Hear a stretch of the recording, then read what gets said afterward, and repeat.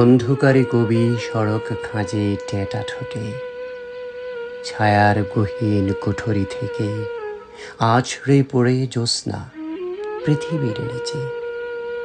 গাছের ডালে বসে থাকা প্রেত, স্বপ্নের ফাঁকে ফাঁকে পড়ে থাকা শব্দের তলানি।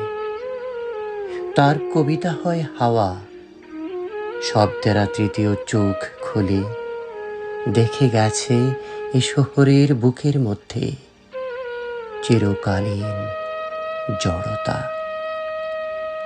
গুমট মুখে অভ্যস্ত বাক্য না বলা তিনি নিভে যাওয়া রাতে একা একা প্রার্থনা করেন, এ পৃথিবী যেন আমার কাঁধে, তবে আমি হারাই না ঘূর্ণি পথে আবৃত।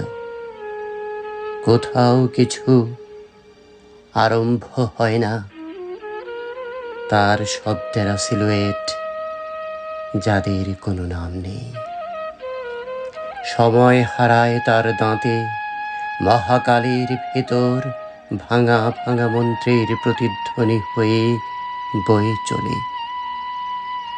এত সবের মাঝেও হেলাল হাফিজ চোখে একটি বিরাট সাগর, গভীর, তবু নীল অন্ধকারের ঠাঁই নয়, বরং চিরকালই খুঁজে চলে পৃথিবীকে। প্রেম, যুদ্ধ আর বিস্মৃতির রহস্যময় রেখাচিত্র।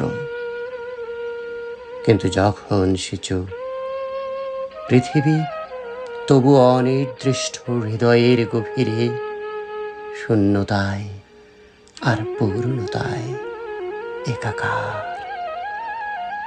এখনো সে যদি ফিরে আসে, জীবন হয় এক ফোঁটা জল মরুভূমির মাঝে প্রতিধ্বনিত।